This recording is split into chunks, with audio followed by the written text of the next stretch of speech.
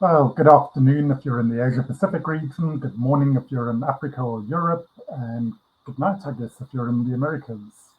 We're in session 4, group 4, the final session of our 24-hour global conference to raise funds for the earthquake victims in Turkey and Syria, to be administered through the work of CARE. If you haven't donated yet, now's a good opportunity to do so.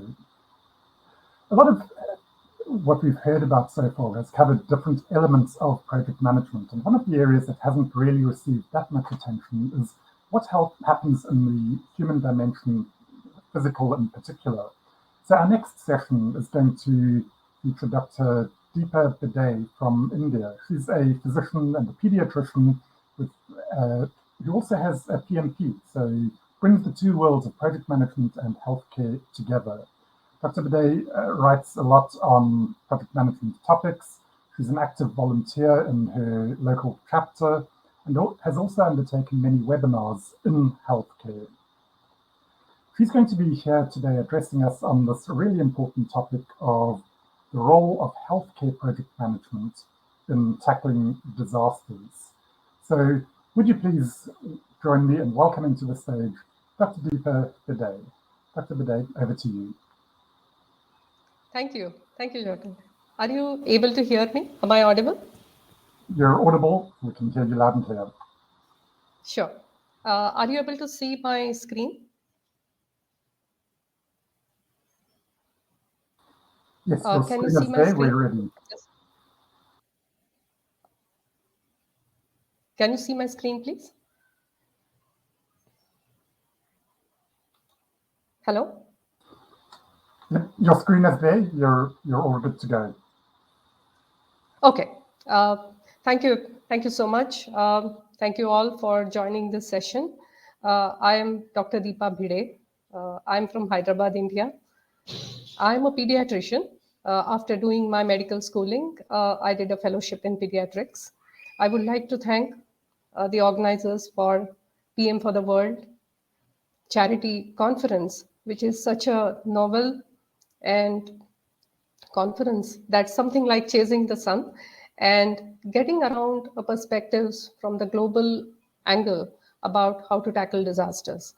I've been following the conference and my fellow speakers, and each one bringing their perspectives on so many diverse topics.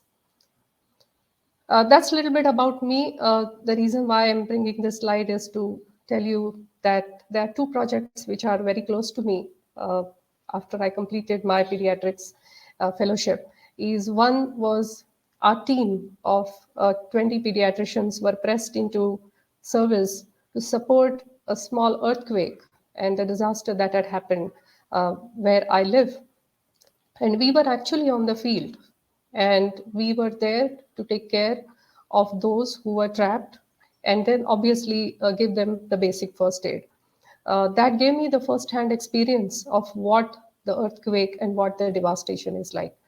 The second, which is more from the personal side, is about I believe in sustainability, and I actually run a project called Farm to Fork, where I grow vegetables in my own garden, and which is what I bring to the table. Project management, in my opinion, has helped all the domains, and so is healthcare. But I think healthcare lags a little bit behind in accepting the principles. I personally champion for a blend of healthcare and project management, and that's where I've been writing. I would like to see how healthcare takes up project management and its more novel concepts and see how they can be applied to a steady state as well as disaster. So with that, we are going to see what are the types of disasters. Some slides are going to be a little more fast, and some where we will go a little more in deep. At this point, I would definitely like to inform you all that my presentation, my talk is more inclined on the healthcare side. I know that over the last 23 hours, a lot of discussions have been done from the project management side. And although I'm a project management professional and been practicing project management, but I felt that bringing the healthcare dimension at this point would be better. So I'm going to talk about the healthcare threats for the survivors. What is the emergency healthcare management? We'll talk a little bit about EMTs, which is the emergency medical teams, how they operate, and what's the structure of a surge hospital, if you have seen. And then two concepts that I definitely want to cover are knowledge management and utilization of technology. So we have, and then we'll take some questions as they come. I read this when the news about the earthquake of Syria and Turkey were coming in. We were definitely following and catching up with a lot of news as well as the videos. And this particular statement really resonated with me. What it says is a nurse from a Turkish hospital. At that moment, I only thought about my patients. She continued. If I had walked out of the emergency door, I wouldn't have been able to live with the remorse for the rest of my life. It so resonated with me, and I was able to see that. I was able to see myself in that situation where I could see the nurses holding the PICU. And we were also at that state sometimes whenever we used to face or whether we used to simulate those disasters and actually see that we put ourselves aside and ensure that the patients in the hospitals or where we were are taken care of. I thought I would start my session with this, something which is so close to my heart, and salute to all the healthcare workers and all the relief workers who are there in the field and who are putting their lives aside but taking care of those who are impacted. The types of natural disasters could be varied, as we know. It could be avalanche, volcano, tornado, drought, flood, tsunami, earthquake, anything. They are not new. They have been there for eons of years, and human beings have responded to it in multiple. It's not that every single devastation has really, wiped off humanity. It's not like that. There have been ways and means in which small, medium, or large acts of relief have happened. What I wanted to bring to this point is there are two things that come up to me. One thing is each and every disaster has its own specifics. For example, some are waterborne, some are non-waterborne, some are more related to the collapse of the buildings, such as earthquake. And with that, the healthcare teams who are in the relief operations or the policymakers of healthcare really have to think about not just a single one size fits all type of an emergency disaster management policy, but something that is more specific for what type of disaster and what are the different impacts and what are the threats that that particular disaster is going to bring. So, for example, something like a flood or a tsunami, which is so waterborne, and the waterborne disasters are going to be more important over here than something which is a drought, where there is not going to be a sense of water. So, I felt this particular slide gives us a picture of the various dimensions in which the healthcare policymakers, healthcare relief operators need to view these disasters. The earthquake devastation that has happened in Turkey and Syria is humongous. It's an urgent and massive healthcare emergency. If we see that there are almost 50,000 dead, almost 100,000, more than 100,000 injured, and almost more than 500,000 evacuated.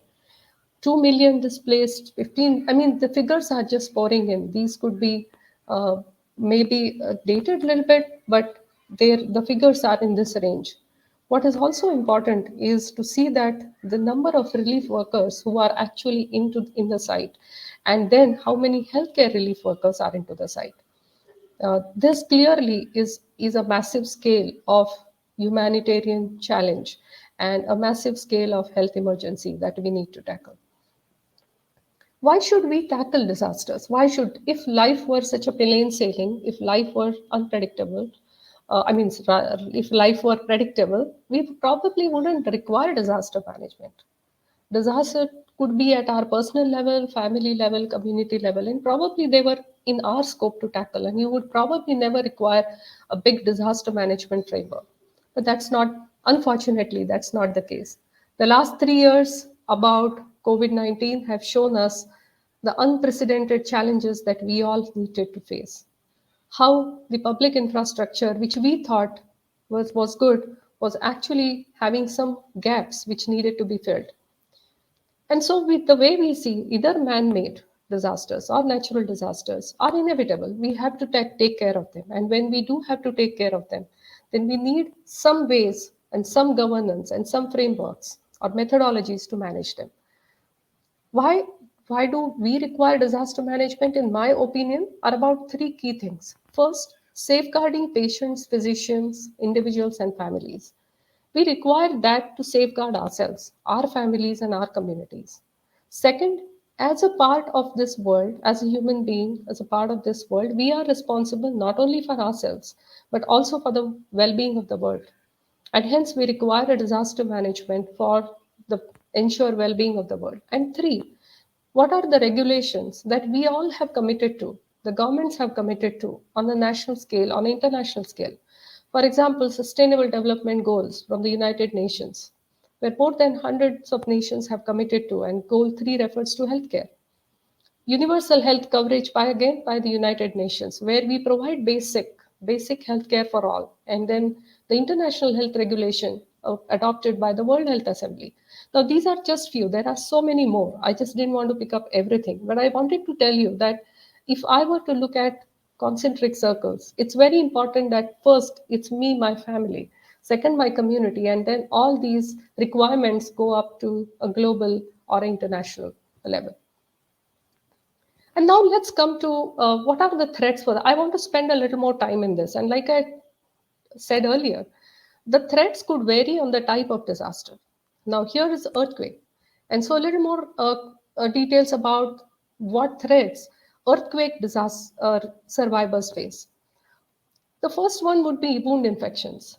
Because the houses and the entire infrastructure is crumbling, there are lots of the people are trapped under heavy rubble. You could escape with, if you are lucky, you could escape with minor cuts and bruises. But then, if you are not so lucky, you have fractures and crush injuries. Generally, earthquakes are followed by fires, and then maybe there are burns. And then, because of burns and because of this rubble, there is a lot of inhalation of lot of dust and debris, and hence choking, asphyxiation, where people are not able to breathe. This forms, in my opinion, almost takes up almost 50 to 60% of what an immediate threat can be. The second is infectious diseases. When there are so many people trapped in rubble, there is water around. Then waterborne diseases such as cholera, diarrheal diseases, hepatitis A, and many more. There is no way you can stop them because all the other time you would have taken precautions for these diseases. But in such cases, the infectious diseases take over. Because of overcrowding, you can also have measles. We recently seen COVID-19, any other respiratory illnesses.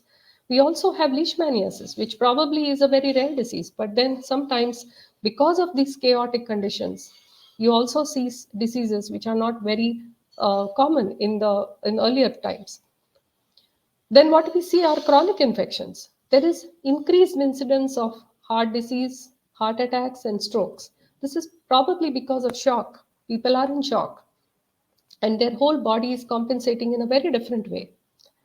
There is a loss of control. People have reported that they were absolutely normal with their controls of diabetes, hypertension, or any other cardiac disorders. And here, there is a loss of control because obviously they have been in a very different state from where they were.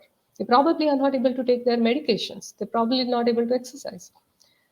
Healthcare disruptions are large. There is, because of the scale of the destruction around, the medical supply chain is broken.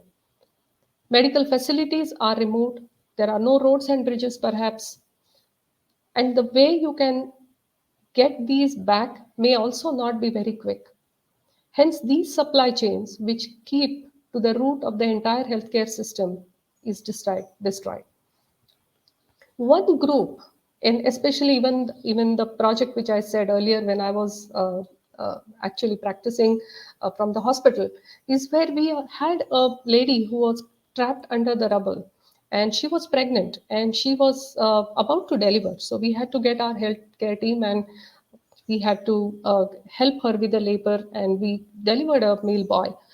Unfortunately, we lost the lady, because she was badly damaged. We were able to save the child. But pregnant women form a very vulnerable population, and they are actually more prone for preterm labor. More importantly, it's a psychological trauma. People are in a state of shock, anxiety, low mood, emotional flare ups, poor sleep, and then long term effects such as depression, suicidal thoughts, post traumatic stress disorders are very common. A solid psychosocial mental health support is very important in this case.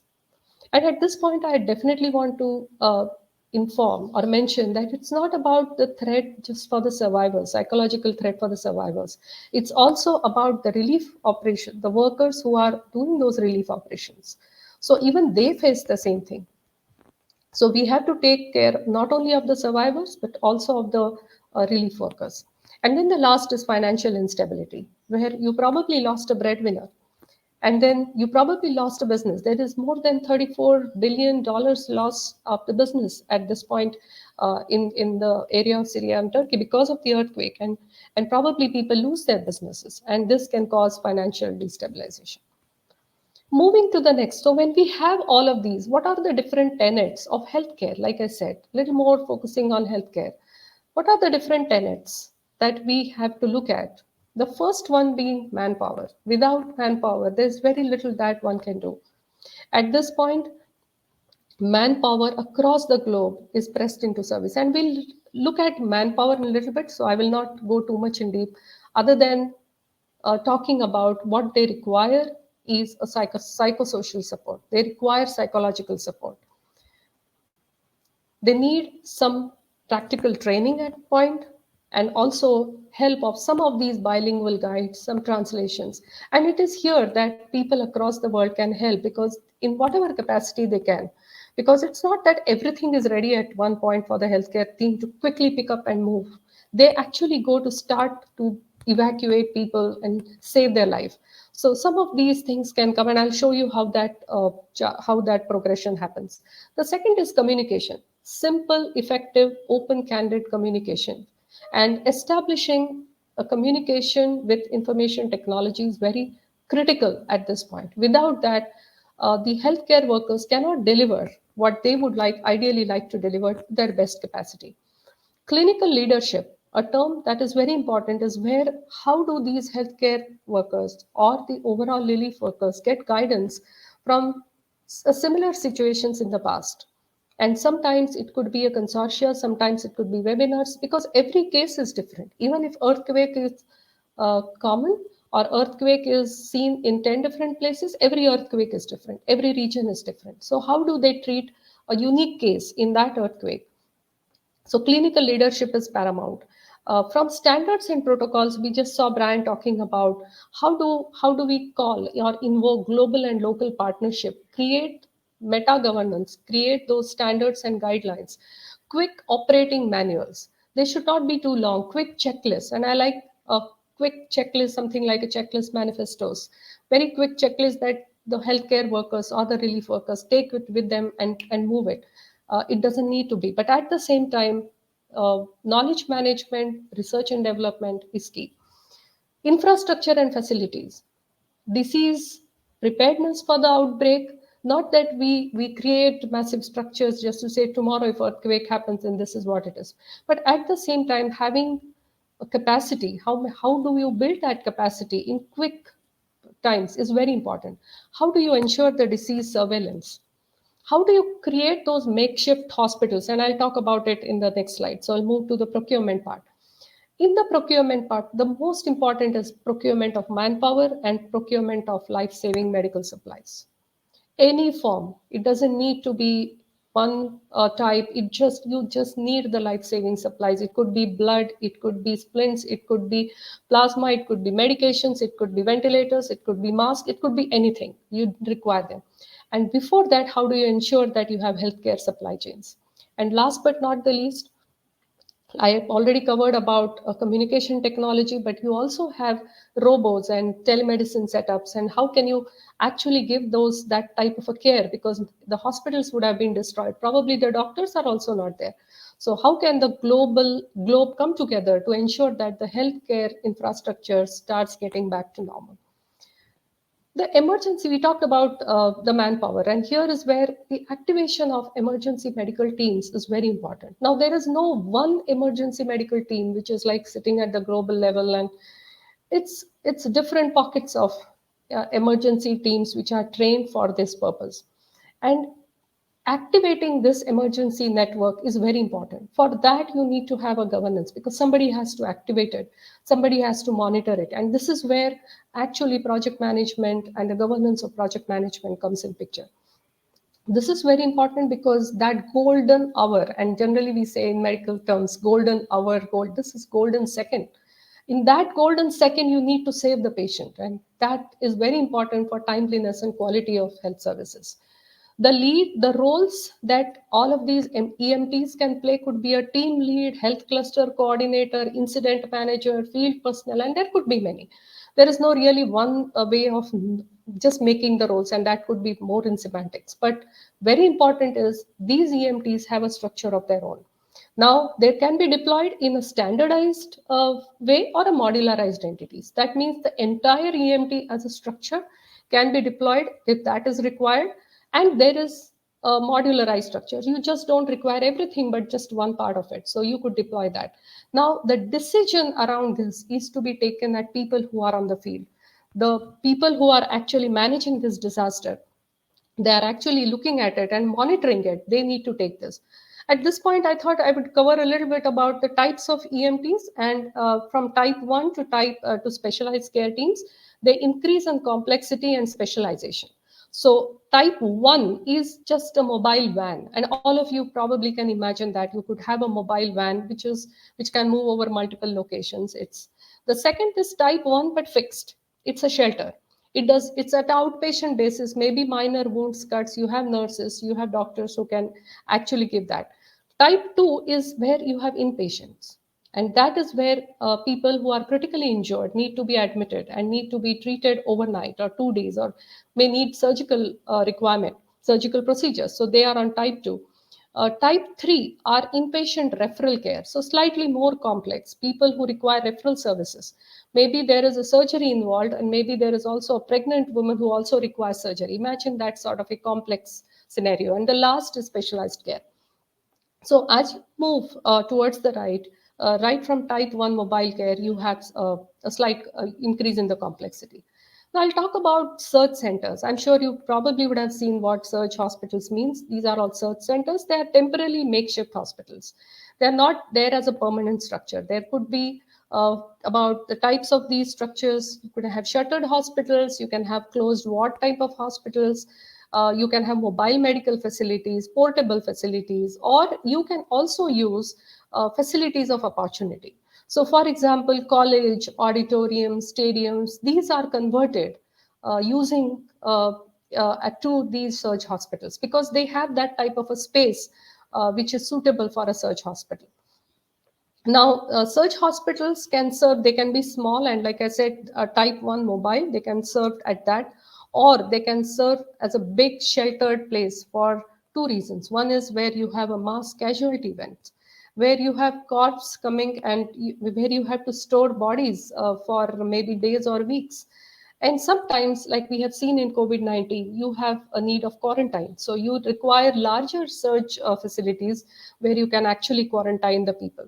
Very important in this is a presence is at least establishment of a skeletal IT system so that you are able to quickly trap their emergency medical records, and so that these are the same things that can then be taken to reboot their healthcare as the infrastructure picks up. And important part is also about people who are manning these surgical search centers. It's not easy for everybody to man.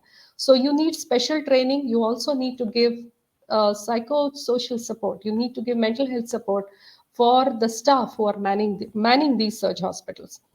The three phases which we see as healthcare teams are: first is immediate, short term, and long term.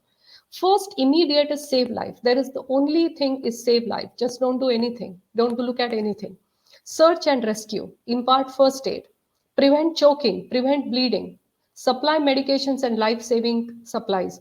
And treatment of shock, mental and physical shock, because at this time, immediately, people are in shock. The second the second is about short term, where you look at now basic needs of living, you look at their psychological health. Most importantly, two things: prevent disease outbreaks. Whatever hospitals they are in, search centers they are in, it's very, very important that you try to prevent any disease outbreaks. And we just saw earlier side in the earlier slides about types of diseases. You also promote vaccinations. Maybe it's important for some, and then there are some vulnerable groups such as elderly, pregnant women, children, youth, and people with chronic conditions, and they require additional support. And then when it comes to long term, you look at resurrection of life. So that's where you look at healthcare rehabilitation. What are larger, bigger, long term goals that people have? How do you manage them? How do you manage the cohorts of more vulnerable groups? How do you dedicate specialty care? What are the needs of people? Maybe they need an extended psychological support. How do you look at disaster preparedness, and how do you see that people are then homed in a better healthcare structure? So these are the three different phases. The two concepts that are very important at again along with these are knowledge management and learning management. Now let me give you a small actual incident of what happened in COVID, is where the COVID actually posed very unique challenges of people, and not uh, people came with different complications and sets of symptoms, and it was very difficult to understand how does one treat them, although we have read textbooks and textbooks of medicine.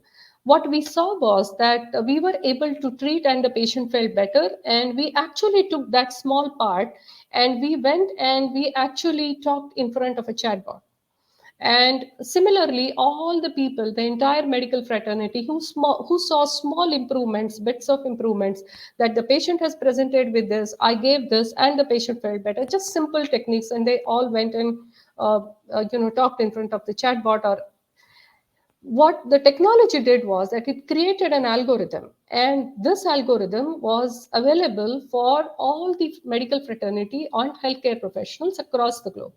So somebody in UK, if they have created, they are talking about somebody in it, maybe in Japan, probably has the same case, and they actually say, oh, I have the same case, let me look at what he has done. And this really helped. This knowledge pooling and this clustering of knowledge, and the IT actually transforming it into some sort of guidelines, even though they were makeshift guidelines, really helped. And this was a big, I would say, a step forward in clinical leadership. Later on, obviously, after 3-4 months, the Lancet, the BMJ, JAMA, and all possible consortia and all possible leading research work started talking about the different complications and presentations. But what does the healthcare worker do when he's on site? How does he treat that patient? And like we saw earlier, how does he save the patient? So, second thing is lessons learned. Like I've shown, the Global Polio Eradication Initiative lessons learned are with Johns Hopkins. And you have WHO is actually a custodian of the lessons learned of the COVID-19. And similarly, CDC and many other leading bodies are actually custodians of a lot of lessons learned about the past disasters. It's very important that we tap into those and actually create and try to understand what are the things, what are the new things. For example, the earthquake that has happened, rocked Syria and Turkey now, maybe that is one example, and we need to go and revisit and actually create a next version of those guidelines. Then a lot of research is being done in the areas of emergency preparedness. And for those who really want to know, are there any certifications in for healthcare people who are interested in doing them? Then Open World Health Organization actually has 6 continuing professional development emergency management courses, and these are well accredited, and you actually have in leadership, so the different skill sets that are required, like we saw the roles earlier. An incident manager, how does one become an incident manager, what are the responsibilities? And these 4 courses actually cover them. Utilizing technology. Technology has been a big boon in these situations where it is probably very difficult even for a human being to enter that rubble. And we saw that at that point, we didn't have that level of technology. But how does one walk into that rubble? How does one go? I mean, how do you even communicate with somebody? So we have seen drones, we have seen robots. These have been usually helpful, driving those medications and sometimes, helping evacuate people. What we have also seen is how can you actually give telemedicine help, and telemedicine suddenly, which was never on the radar or very minimally on the radar, suddenly now where we get so many telemedicine calls and we actually are a part of the telemedicine network. And we support a global population where the telemedicine network is activated. We also saw these leadership, like I talked about, clinical leadership and small apps, where actually the app talks about there is a situation and then it says, please infuse plasma, please infuse this medication. So you don't need to think, you don't need to waste time in thinking, how should I save this patient? Sometimes the healthcare worker who himself is in a shock and who himself is confused and maybe he himself is choking and in a very different surrounding, he needs help, and that's where these apps come into play. In India, we have Arogya Setu app, which helped us keep ourselves safe and actually tell us who are we in a vicinity of safe people, or is there anybody who is COVID positive around. And then you have Amazon and multiple big companies have come up with applications, healthcare applications that take care of your health and help you manage your own health. So these are two concepts, like I said, other than what we talked about earlier. I'll just go back to this slide about manpower, communication, standards and protocols, process assets and IT, procurement, infrastructure. And then we talked about knowledge and learning management and utilizing technology. These are, in my opinion, at this point of time, when we look at a disaster such as an earthquake at that scale, uh, starting at very basic with very immediate care, we have to think about these 8 or 9 concepts in clarity, and which definitely requires a project program management framework along with the governance and with the right sets of people who are able to envision the healthcare part as well as the project management part and unify or blend them to be able to deliver the care not just for now but also to ensure that in continuum these people are able to live a healthy life. So my call for action or the points in conclusion are keeping emergency medical teams trained and ready.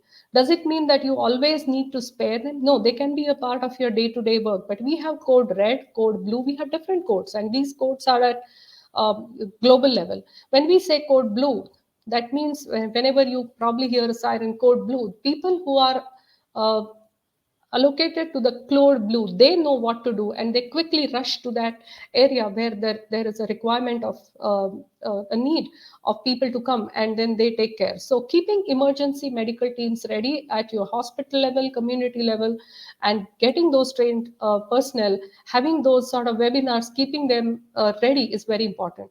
Rebuilding of healthcare after disaster, so it's sometimes more difficult than the disaster itself, and hence keeping that vision that you need, probably a disaster itself lasted for a week but rebuilding of healthcare is going to be like 10 years, and then keeping that bigger picture in mind and having those right goals and objectives is very important. Seeking government and non-governmental NGO support and interventions, because not that every community or every state may have all the infrastructure to support the massive scale at which the disaster has happened. So it's also important to sort of stratify what are, if the disaster at level 1, level 2, level 3, level 4 from a healthcare standpoint, and see it when it's at a level 4 or level 5, what are the support that you require. um, Very importantly, all of us in this conference are here to support and donate and serve. Serve in whatever capacity you can. So maybe you are somebody who knows fluent English, and maybe there is a requirement of translation of a guide, and somebody who just knows how a nutritious food is cooked, and maybe that is required, or somebody who knows how to nurse a baby, and how can they train and support a mothers who have lost somebody who can train them on how to nurse a baby.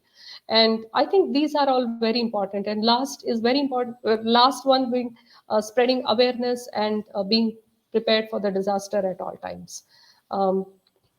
I'm also showing you two key frameworks. There are multiple frameworks, like I said, for disaster preparedness. What is important is that these frameworks should not just be on websites and in documents. We actually have to create a practical demo of these, not to expect disasters, obviously no, but how to simulate, and how do you actually bring these frameworks into action? How do you utilize multiple groups of people? And it's not just healthcare, right? You have healthcare, IT, you have construction, you have finance, and you have multiple groups of people who are involved. And how do you actually live these frameworks, make them living documents? And you have Sendai framework for disaster risk reduction. You have health emergency disaster risk management framework given by WHO, and I could have pulled out multiple ones. But I felt showing you a couple of frameworks that are given at international and global level are very important for all of us to imbibe. So with that, I think I've covered. I would not say everything of healthcare, but at least given you a glimpse of uh, a life, or what aspects we see from a lens of a healthcare professional. I'm questions, if any. Wow, that was a huge amount that you packed in there, Dr. Deepa. Thank you very much. We don't have a lot of time for questions. I do have one though. I know one of the things that we were talking about before this session was the ethical dilemmas of treating patients. And you mentioned something in your talk about that golden second where you have to make a decision of who to treat. And I think linked into your discussion of, there are short-term actions and longer-term actions that we need to take. Sometimes we have these dilemmas and we have to act very quickly. So how do you make those sorts of decisions? That's a very good question, Jordan. I think ethical considerations are very important because sometimes ethics can get compromised in these emergency situations. Delivery of ethical care, even in times of crisis, is mandatory. Now, what we have as healthcare professionals, we get a lot of support from international, national working groups. So, for example, how do you prioritize care? Like you have 18-year-old male patient and 81-year-old male patient, and there is only one ventilator. And how do you save? How do you work? Because you yourself are in that constrained facility, maybe in a surge hospital. You don't have a luxury of lot of life-saving supplies. And at this point, we are in a dilemma. We as healthcare workers, we want to save everybody and we want to help everybody, but we our hands are tied. And at this point, we get some guidance from international, national, and state working groups. And how do we prioritize? How do we look at it? And all of this has to be done in timelines. You can't just wait and say, let me get the guidelines. So, but I would like to say that we have guidelines for ethical considerations, and we also are bound by our own principles of ethics and professional conduct by our own domain and organizations. Thank you. I think that ties neatly into some of the portfolio discussions we had earlier, where the focus really is on prioritizing, focusing, whether it be where do we spend our funds, where do we spend our efforts on construction work or relief work on projects. The same seems to apply in how do we deal with our human resources. So in the last minute that we have, if I could just ask you one more question. You've talked about the psychological impact on the victims or the people living there, but what about the impact on the healthcare workers and the project personnel who are going into the field? What can we do to help them be more equipped or better equipped for the work that they're doing? No, that's actually a very critical component, because if we are looking at healthcare and relief and project personnel as a lifeline, you don't want the lifeline again to break and create another lifeline. So it's very important that the one thing is what do they face? So they also face similar threats like what we have seen as a survivor. So they have physical health issues like injuries, wounds, exacerbation of existing medical conditions. But most importantly, they face psychological health issues, and such as acute stress reaction, vicarious traumatization, traumatic stress syndromes. And what we need to really do them is establish a solid mental health support. So if I'm a healthcare worker and I need a support, I'm not able to see but I still have to do my duty, then I always have a counselor or a mental health support that I can tie to. And we also need to do a little bit of proactive risk analysis on which healthcare workers are suitable for which. So somebody may be better off in a surge hospital where they actually are not seeing too much of people stranded under rubble, but maybe somebody else who can work at that setting. Second thing is, like I said, provide psychological support as a lifeline, professional, family counseling, and most importantly, even the health workers, professionals, project professionals need to stay fit. Great, thank you. And I think that applies then as equally to not just the healthcare workers, but any project practitioners who are working out in those really traumatic environments. We as an organization or as employers do have a responsibility to make sure that we are looking after our people and that we do put their psychological well-being at the forefront of the efforts that we engage in.